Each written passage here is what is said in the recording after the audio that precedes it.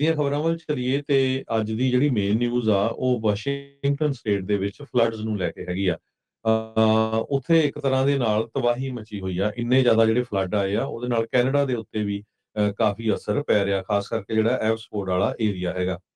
Washington state ਦੇ ਵਿੱਚ state of emergency ਜੋ ਆ ਡਿਕਲੇਅਰ ਕੀਤੀ ਗਈ ਆ, ਕਿਉਂਕਿ ਉੱਥੇ ਐਟਮੋਸਫੇਰਿਕ ਰਿਵਰ ਦੇ ਨਾਲ ਇੰਨਾ ਜ਼ਿਆਦਾ ਮੀਂਹ ਪਿਆ। ਕੁਛ ਕੁ ਦਿਨਾਂ ਦੇ ਵਿੱਚ 2-3 ਦਿਨਾਂ ਦੇ ਵਿੱਚ 6 ਇੰਚ ਤੱਕ ਜਿਹੜਾ ਮੀਂਹ ਪੈ ਚੁੱਕਾ ਹੈਗਾ।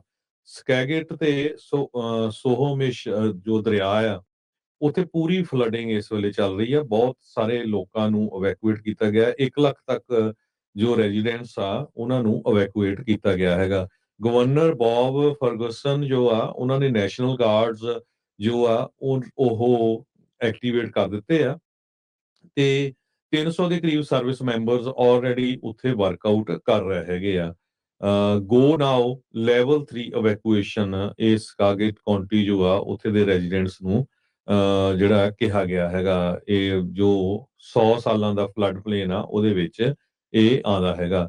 ਜੋ ਡਾਊਨਟਾਊਨ ਸਨੋਕਲਮੇ ਜੋ ਕਰਕੇ ਟਾਊਨ ਆ, ਤੇ ਉੱਥੇ ਕਹਿੰਦੇ ਭਈ 12 ਦੇ ਕਰੀਬ ਰੋਡਸ ਸਾਰੀਆਂ ਕਲੋਜ਼ ਆ। East bound interstate 90, state route 18 ਇਹ ਕਲੋਜ਼ ਆ। US 2 ਇਹ ਕਲੋਜ਼ ਆ। ਦੋਨਾਂ ਡਾਇਰੈਕਸ਼ਨਾਂ ਦੇ ਵਿੱਚ ਰਾਊਟ 20 ਇਹ ਵੀ ਕਲੋਜ਼ ਹੈਗਾ।